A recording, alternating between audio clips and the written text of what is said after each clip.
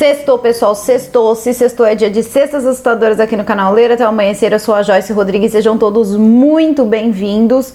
Bom, hoje eu tô invadindo a sexta-feira de vocês com a história, então, do Hotel Iara. Vocês pediram pra caramba essa história. Muitas histórias são encontradas na internet diferentes e tal, sobre assombrações, coisas que acontecem no local, que o hotel é abandonado, o hotel não é abandonado, o hotel tá desativado. Entre aspas também, o hotel tá desativado, mas tem gente morando lá. Depois a gente vai chegar nessa parte. Na minha opinião, tudo inclina para que mais histórias sejam propagadas e que o hotel futuramente, na verdade, vire um ponto de referência aí como um hotel assombrado. Porque assim, quem não quer um hotel assombrado para chamar de seu, uma vez todo mundo sabe que isso acaba virando uma mina de dinheiro. Eu acredito que os donos não pensaram nisso quando compraram o hotel, mas é o que vai acabar se transformando.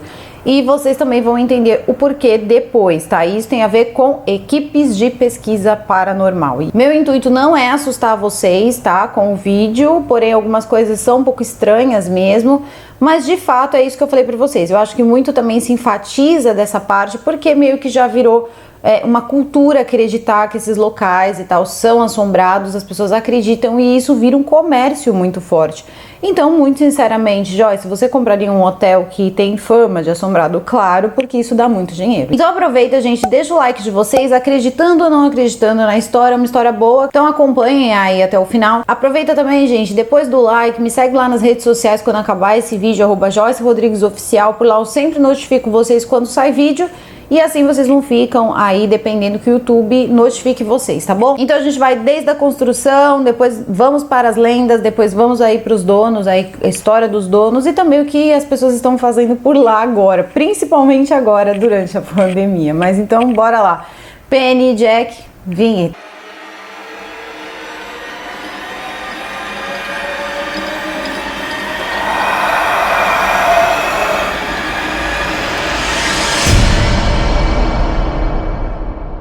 Bom, o homem que comprou as terras onde esse hotel foi construído, o Hotel Iara, que na verdade a ideia inicial seria fazer, para vocês terem uma ideia de como era pouquinha a quantidade de terra que esse homem comprou. 500 alqueires, tá, de terra foram comprados por um homem chamado Domingos Regamuto, alguma coisa assim. Ele era um italiano naturalizado brasileiro e ele tinha várias serrarias em São Paulo. E o que acontece com as serrarias? É necessário muita madeira, e madeira sempre foi uma coisa cara, difícil de conseguir.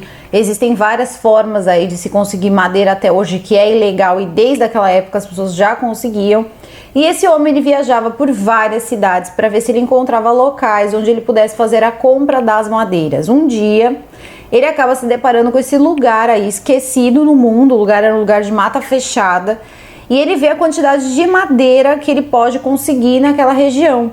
Era muita madeira, tinham muitas árvores de madeiras assim caras. Então ele viu aquilo ali, uma oportunidade muito grande de poder fazer dinheiro, abastecer as serrarias dele e enfim ainda ter ali uma quantidade de terra ali gigante.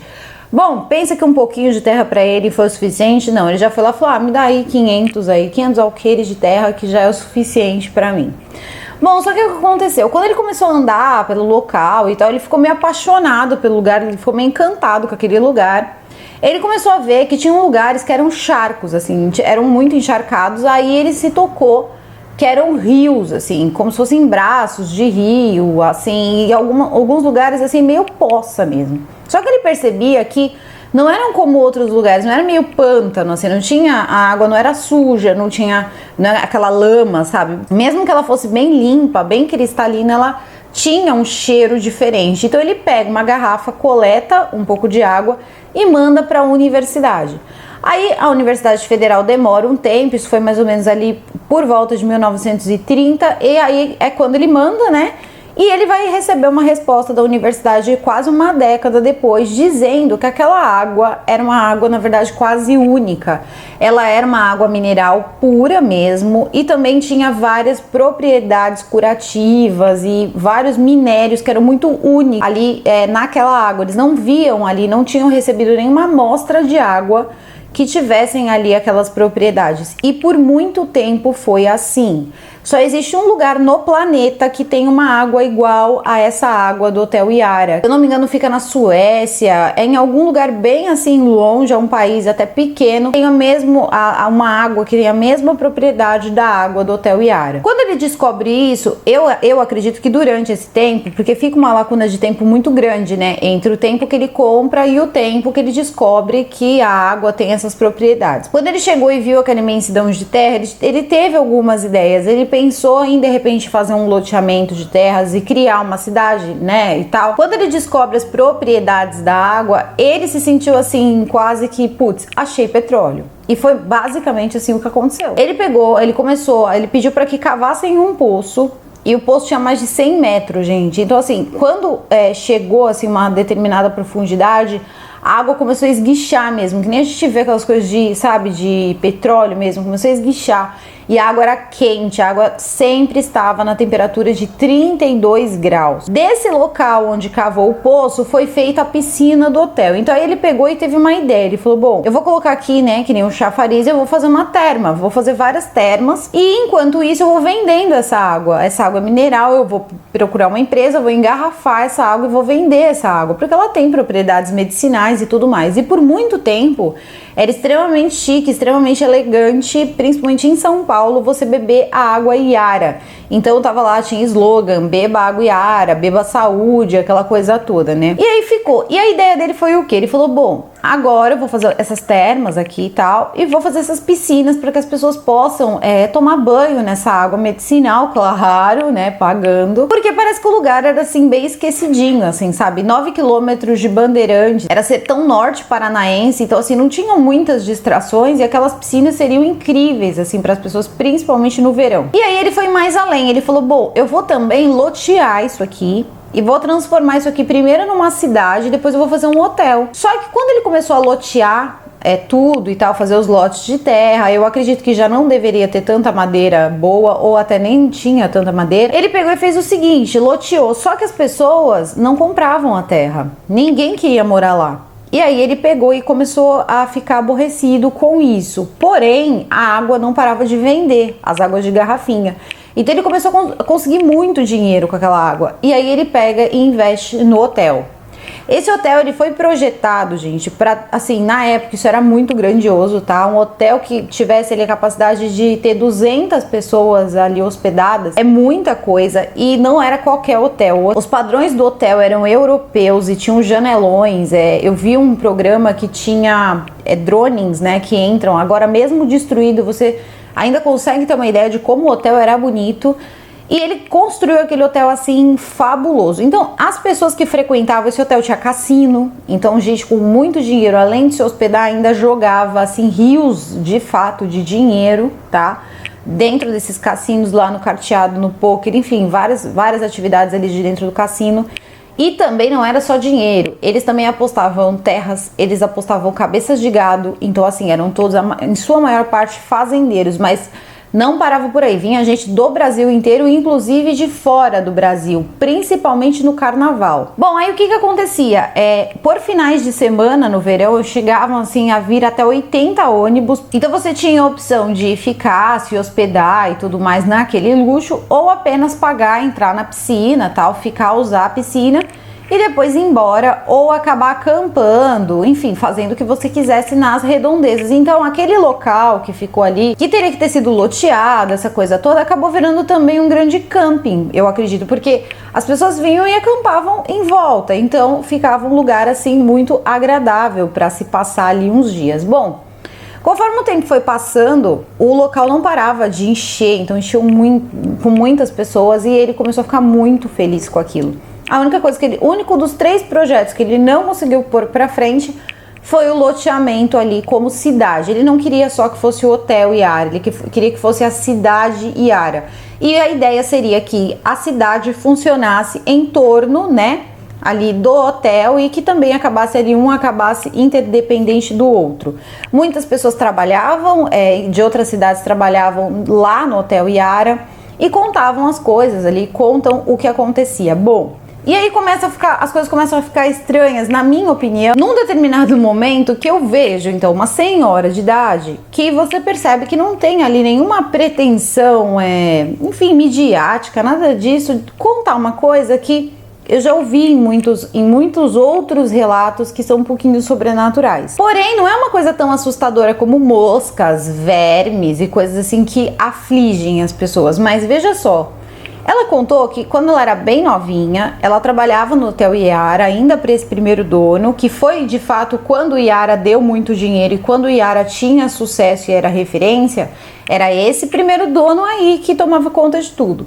Então ela trabalhou ali por volta dos anos 60 e ela disse o seguinte, que quando ela começou a trabalhar lá, não era incomum quando o dono do hotel estava conversando com outras pessoas ou pessoas da família dele e o céu assim tá limpinho, e começar a cair pedras. Ela falou que viu por várias vezes. Ela falou que tinha visto algumas vezes fora do hotel, assim, em alguns locais, assim, na área externa do hotel, e cair essas pedras como se fossem granizo, só que apenas numa região, num pedaço ali, onde eles estavam. Muitos nem percebiam que estava caindo essas pedras. E que o dono do hotel nunca comentava sobre essas pedras. Ela achava aquele estranho. E algumas vezes chegou a cair dentro e ele acabou pedindo para que ela retirasse essas pedras. E ela disse que eram pedras mesmo. Ela falou que não conseguia ver, não derretia na mão. Então ela falou que era como se fossem pedras mesmo que caía do céu. Bom, essa parte, tudo bem, a gente olha e fala, tá, pode acontecer de ter, sei lá, acontecido em outros lugares e ninguém viu. Só que não foi só uma vez. A mulher já tinha visto já algumas vezes e ela trabalhou muito tempo lá. E ela falou o seguinte, que às vezes ela limpava o hotel, ela arrumava lá o hotel e ela escutava muitas coisas, tipo as portas que ficavam, ela falava que o hotel era muito luxuoso, e isso aí é dito mesmo, o hotel, pra vocês terem uma ideia, tinha banheira, gente, banheira naquela época em hotel, no Brasil, assim, era uma coisa assim que você não via, e lá todos os quartos tinham banheira, todos os quartos eram feitos assim, com muito luxo para a época, né? Então eram quartos luxuosos e tal. Então tinham alguns mecanismos de prende-porta, que não era peso de porta, mas chamava prende-porta, e que ficavam ali as portas presas. E ela falava assim que às vezes ela estava arrumando um determinado corredor que ficava para ela e as portas elas começavam a bater em sequência. E aí ficava sempre, né, jogavam ali na conta do vento, mas aí ela pegou e começou a prestar atenção que não era, que elas estavam sempre presas, não tinha corrente de vento, mas elas batiam. Nessa época, ela falou que ela já começou a ficar assustada com o hotel. Então, todo mundo liga as assombrações, as coisas que acontecem e que algumas pessoas relatam no hotel com a morte desse primeiro dono do hotel. Mas parece que o hotel ele já tinha ali os seus moradores ali que não eram moradores pagantes. Bom, e aí o que aconteceu? Foram passando os anos, né? A década de ouro praticamente do hotel, onde muita gente, pra vocês terem uma ideia, gente, tinha uma pista de pouso de avião ali. Aqueles aviões DC-3, eles conseguiam ali descer na pista de pouso deles, então deixavam pessoas ali. Então, pra vocês terem uma ideia, que era gente assim, bem cheia da grana mesmo. E o pessoal ficava lá e era uma época que esse tipo de lugar era pura ostentação para quem tinha ali uma vida, mesmo que abastada, rural, em um Brasil assim, bem ali no início ali de alguma coisa que não fosse mato, né? Então, eles estavam muito felizes e todo mundo muito feliz, tinha sempre essa piscina e tinha várias coisas, tinha vestiário, aí eles foram lá, foram olhando outros lugares, parece que tinha do lado os rios também, gente, lugar, coisa mais linda assim, sabe? Muito bonito mesmo. E aí tudo bem, só que quando foi um dia, quando esse homem chegou aos seus 80 anos, eu acho que ele já tinha uma certa idade, porque ele já era naturalizado em 1930. Então eu não sei, mas quando ele chegou aos seus 80 anos, ainda era aí antes de 1970. Ele teve trombose e ele teve uma trombose um pouquinho diferente. Parece que essa trombose, ela começou e aí tiveram que amputar as pernas dele, ele tinha 80 anos.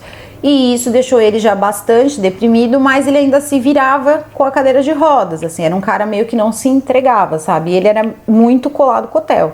Só que aí parece que pouquíssimo tempo depois, coisa assim de semanas, o médico falou, não, a gente vai ter que amputar os braços também. E ele não teria aguentado essa situação E aí foi quando ele tirou a própria vida. Por que surgem histórias como essa que eu vou contar pra vocês? Eu não sei. Eu não sei o que foi feito, como foi encontrado o corpo, qual foi a situação, mas eu não entendi o seguinte: por que que eles fizeram ali um carnaval com a morte dele? Olha só porque eu tô falando isso. Quem herdou esse hotel foi o filho dele. O filho dele era muito jovem. Primeiro, ele tinha 80 anos, né? Que foi, enfim, a idade que ele acabou encerrando a vida dele. E o filho tinha 24. E o filho dele já era casado e tudo, mas não tinha filhos. Então o único herdeiro era esse menino. O menino não tinha o mesmo tato para os negócios que o pai, mas enfim, estava tentando. E também não precisou tentar por muito tempo. Quando foi 2 anos depois que ele tinha assumido o hotel, ele estava indo para São Paulo em pouquíssima velocidade, né? O cara com um carro super envenenado, tipo, muita grana, novo, né? Moleque aí, molecote. Foi lá simplesmente em alta velocidade e colidiu com um caminhão, assim,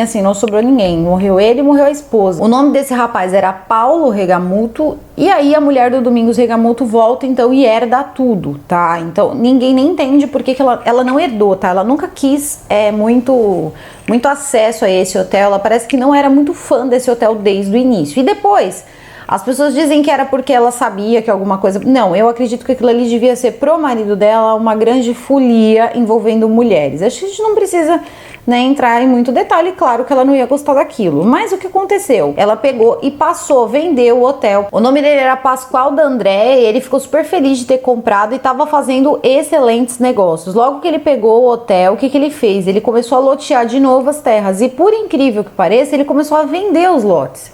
Então ele conseguiu uma coisa que o Domingos nunca tinha conseguido, que era lotear, transformar de fato o lugar em uma cidade. Só que as pessoas compravam o lote e por algum motivo ninguém ia lá, ninguém buscava, ninguém construía nada, a pessoa pagava o lote, mas não ia morar. E a ideia era que as pessoas morassem. E o movimento do hotel começou a cair também. Por quê?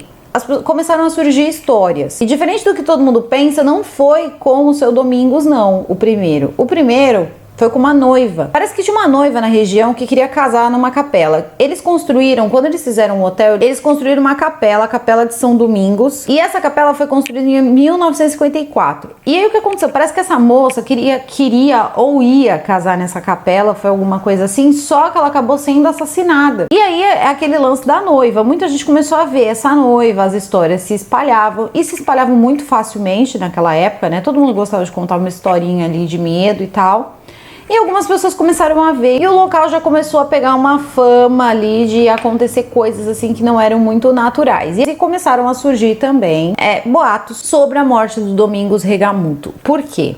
As pessoas começaram a dizer que quando ele comprou aquelas terras, ele teria ficado então encantado com aquelas terras, só que aquelas terras não podiam ser possuídas por uma pessoa. Tipo assim, não era para ninguém invadir aquele lugar, era para aquele lugar ficar ali sossegado. E quando ele comprou, ele começou a ver todo o dinheiro que ele tinha empregado ali e ralo abaixo. Ele teria tido a ideia do loteamento para poder fazer do lugar uma cidade, então ele seria o construtor de uma cidade. Todos os projetos eram muito assim exacerbados, então construir uma cidade, né? Tipo, era uma coisa meio louca, tá? E aí o que aconteceu? Dizem que ele fez um pacto com o Capiroto e disse o seguinte, né? Que então ele teria algumas opções ali, eu não sei, né? Como é que foi a conversa, eu não estava lá. E aí parece que ele entrou num acordo que se o hotel, então ali com aquelas águas ali abençoadas e maravilhosas e tal, tivesse muito, mas muito ali sucesso, ele voltaria depois para levar a alma, então, do Domingos. E o que acontece? Parece que do nada mesmo, de fato, esse hotel explode, tem um monte de coisa aí boa acontecendo, o hotel fica um sucesso. E teriam dito que quando o hotel chegou no ápice, quando o Domingos morreu, o hotel estava no ápice, seu melhor ano, maior loteamento de pessoas, maior número de pessoas dentro do hotel. Diz que o carnaval naquele lugar, assim, era maravilhoso. Vinha gente de outros países, eram, assim, coisas, assim... Gente, tinha maître, sabe? Tipo, no restaurante do hotel deles tinha maître. Tinha coisas, assim, que muitos brasileiros nunca nem tinham visto, nem ouvido falar, sabe? E esse foi o ano que o Domingos de fato morreu. E aí, eles disseram que o diabo, então, quando veio buscar a alma dele, ele tinha pedido que o hotel fosse um sucesso, que ele queria que desse certo, e ele disse que daria isso pra ele, que agora, como aquele era o melhor ano, ele tinha ido buscar a alma dele. O Domingos teria implorado pela sua vida, queria continuar vivo, então parece que o capeta pegou e chegou pra ele e falou o seguinte, ó, então tá, você vai fazer o seguinte, se você conseguir atravessar essa piscina que te deu tanto dinheiro, que era a piscina de água termal, lá aquecida, por 32 graus, com chafariz e tudo mais, eu deixo você sobreviver. Só que você precisa atravessar isso aqui. E o homem já tava sem perna, né? E aí parece que nesse dia ele tentou mesmo atravessar e tal, e parece que o diabo ali foi arrancando pedaços dele e tal, até o diabo foi tirando pedaços dele ali enquanto ele tentava atravessar ali tudo. Tudo bem fantasioso, tudo bem, enfim, bem historinha mesmo. Só que isso se espalha. Começou a piorar ainda mais quando morre então o filho dele, porque menos de 2 anos depois, vai lá, o filho morre com a esposa ainda. Então, quer dizer, não fica ninguém. É vendido aí para esse homem, para esse Pascoal D'Andrea. O Pascoal D'Andrea começa a vender os lotes e as pessoas não vêm tomar o seu lote porque tem medo da região. Tudo bem, só que aí, quando chega mais ou menos nessa fase, o hotel já não estava com aquele movimento todo que tinha antes. Então o Pascoal também começa a forçar um pouco mais esse lance da venda dos lotes. Só que acontece que ele também fica doente. Pouquíssimo tempo depois que ele compra, coloca o projeto pra frente, ele descobre que ele tem câncer e morre também. E aí a família dele começa meio que um imbróglio ali de família, né, de herança, e aí eles passam para um outro dono, ou locam para um outro dono, acho que eles tinham arrendado para esse outro dono, até sair aí qual era o resultado disso. Esse outro homem também parece que não viu muito benefício em ficar lá, trocaram meio de propriedade. Eu sei que ficou uma bagunça. E meio que a documentação oficial ficou quase toda presa, toda comprometida por causa desses imbróglios aí, dessas muita coisa de boca, né? Antigamente o pessoal tinha uma mania de contratinho de boca e tal, e isso aí não se prova na justiça. Bom, as pessoas que podiam pagar, elas viam, né, e sentiam e usavam todas essas coisas que tinham no hotel, só que tinham as pessoas que não podiam pagar. E eram trabalhadores, tinha muito boia fria que passava e via aquilo ali e que nunca poderia chegar, nunca poderia entrar, né, dentro ali daquele hotel, nunca poderia ficar uma noite naquele hotel, que quem dera até poder passar uma tarde numa piscina daquela. Então é assim muito louco a gente imaginar que para uma pessoa rica aquilo ali era tudo muito pomposo. Você imagina para uma pessoa simples, aquilo ali devia ser algo assim fora da realidade de fato. E um garoto via sempre aquilo, um garoto que tinha sempre a marmita dele ali vazia, só que ele levava a marmita vazia pro trabalho porque ele tinha vergonha de dizer que ele não tinha marmita, então mesmo que a vazia ele levava e depois ele comia maxixe. Então para vocês verem assim a diferença, né, também das pessoas. Bom, e aí o tempo passa, e quando o tempo passa, o tempo ele é implacável, ele vai levando tudo. Então ele foi levando beleza, primeiro que o hotel desativou depois de um tempo, e tudo começou a se abandonar, ficar ali todo abandonado, cheio de mato, as coisas começaram a quebrar. Eu não sei, eu sei que o lugar começou a se acabar e ficou em ruínas. E de fato tá em ruínas até hoje, o hotel tá em ruínas. Em 2011 teve um incêndio que acabou pegando ali, consumindo o cassino. E aí também tem histórias sobre esse tal incêndio do cassino, porque parece que nesse cassino muitas pessoas perderam fortunas e tudo mais, poderiam ter espíritos revoltados. Eu sei que é muito espírito, tá? O que eu acredito são nessas pessoas que viam coisas como essa senhora, coisas que eram pequenas. Eram pedras que caíam do céu, era de repente essas batidas de porta que ficava mesmo no mundo surdo e mudo de uma pessoa que é só uma funcionária de um homem muito rico. E um dia, simplesmente, um homem, ele vai e compra o hotel. Esse hotel tem um dono, parece que o nome do dono do proprietário agora é Cláudio e o da proprietária é Rafaela, e os dois acabam comprando. Esses dois, eles eram boia fria. Eles eram esses garotos que eu falei pra vocês que não tinham nada, tipo, nadinha mesmo. O dono que comprou mesmo, Cláudio, né, que é casado com a Rafaela, ele compra e ele saiu de lá, saiu dessa vida porque meio que assim, amigos ajudaram, então ele foi para São Paulo, fez um curso técnico e foi trabalhar na Bolsa de Valores. Então ele tinha uma carteira também de investimentos e ele acabou pegando ali e comprou por 1,5 milhão o hotel. Só que eu acho que foi um pouco de ingenuidade não ter levantado a documentação. Foi mais, na minha opinião, assim, vocês se desculpem, mas parece que é mais um homem que se encanta, sabe? Que o hotel meio que joga um encanto. Porque é muito louco você pensar que uma pessoa que trabalha em São Paulo, que tem seus investimentos, olha aquilo ali, tudo bem, fez parte da infância e tudo mais, mas tem um monte de história por trás daquilo. E ela ficar tão assim, de repente, hipnotizada, que ela pega 1,5 milhão, ele não se tornou um homem rico. Ele tinha uma quantidade de dinheiro de trabalho, de quem está fazendo a vida. Investir uma grana dessa e não levantar a documentação.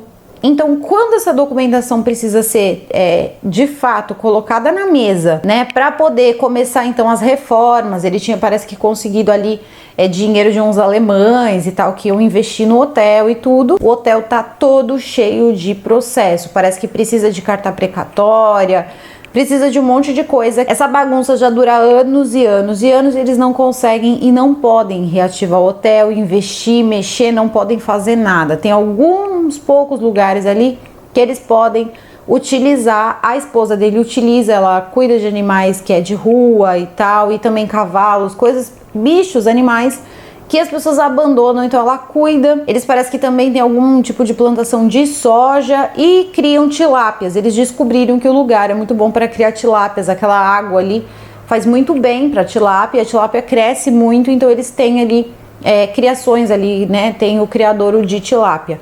Mas em questão a sustento mesmo, grana, a única coisa que eles conseguem ver são pessoas que vão até lá e aproveitam o hotel como o hotel está, não ficando ou se hospedando dentro do hotel, mas tirando fotos, fazendo vídeos e tal. Então muita gente faz isso, até clipe de rock ou alguma cena assim para ser assustadora. Eles também têm páginas, né, que fala do Iara e tudo mais, então a ideia seria mais ou menos essa: você paga uma grana e pode tirar foto de casamento, foto de, enfim, do que você quiser. Só que acontece que eles não podem reformar o hotel como eles querem. A moça parece que ela quer criar ali um centro para poder colocar pessoas que estão se recuperando de cirurgias ou de doenças, porque o lugar, afinal de contas, tem essas águas medicinais. E tem ali vários projetos, fazer uma cervejaria artesanal, fazer um monte de coisa ali no local, mas não vai conseguir aí até o ano de 2019, não conseguiu. Quando chegou a pandemia, aí eu vi um outro movimento. O movimento caça-fantasma. Por quê? Não foram poucos, se vocês jogarem na internet, vocês vão ver a quantidade, mas olha, eu arrisco a dizer que eu acho que todos, né, que são brasileiros que fazem esse trabalho de caçar, né, fantasmas e tal, de documentar atividades paranormal, foram pro Iara. Eu não sei se isso é uma forma de promover também essa linha de comércio, né, essa linha de uso, né, pro hotel, porque não estão conseguindo fazer o que eles querem. Eu não acho que isso é ruim, eu acho que até é muito válido, mas muitos estão lá, então você vê de tudo e tal, você vê todo tipo de grupo, passando o dia, passando a noite, e aí você vai vendo ali o pessoalzinho brincando com seus radinhos e tudo mais. Eu, muito particularmente, assim, teve uns até que eu ri, porque eu falei, cara, se um espírito falar, esse cara vai cair. Teve um que, tipo, jogou, eu juro, teve um que jogou naquela caixinha, né, da Spirit Box, como ele começou a falar com o espírito e tal. Tudo bem, velho? Falei, nossa, tudo bem, velho? Falei, tá bom, né? E tudo bem, aí você vai vendo ali essas coisas assim que são um pouquinho discrepantes, mas isso tudo já é sim uma coisa que vai gerando, porque eles sempre avisam que o lugar tá aberto, você pode visitar. Então pessoas também fazem excursões para lá que não são, né, do ramo de documentar a atividade paranormal. Mas dá pra perceber que o lugar é pesado, que o lugar... E fora o abandono, né? O abandono, ele dá também todo aquele ar. É um hotel que, reformado, muito sinceramente, ele é um sonho. Se eu tivesse só a oportunidade de reformar aquele hotel, eu fazia de fato o hotel do iluminado e deixava o povo pensar o que quisesse, porque ia ficar bonito pra caramba. O hotel, ele tá lá, muitas pessoas ainda relatam atividade paranormal ali. Eu não ouvi os donos, tá? Mas os donos ficam ali... confirmam algumas histórias. Alguns chegam lá e falam, olha, eu encontrei uma moça, né, um espírito que disse isso, isso e isso. Aconteceu algo parecido? Aí os donos falam, olha, eu não sei, mas aqui consta uma morte assim, assim, assim. Aí eles vão lá por associação, mas parece que é um lugar aí com bastante atividade. A questão é também, né? Depois de tudo isso documentado na internet, será que se um dia esse hotel se transforma num hotel aí todo reformado, será que é todo mundo que vai querer se hospedar lá assim, né? Aí acho que quem tem medo vai ficar um pouco aí, né? Não, acho que é melhor pegar outro hotel. Bom, eu sei que muita gente esperou esse vídeo, eu espero que vocês tenham gostado. Se vocês têm conhecimento de mais alguma história sobre o Hotel Yara, que eu sei que tem muitas, deixem aqui nos comentários que eu vou gostar muito de saber. E assim, eu tô encantada mesmo com o hotel, encantada mesmo, achei muito legal. Se vocês já passaram, já visitaram, tiverem alguma coisa pra dividir comigo, coloca aqui nos comentários. Bom, eu vou ficando por aqui, a gente continua nos comentários. Um excelente final de semana a todos, um beijo e até o próximo vídeo. Fui!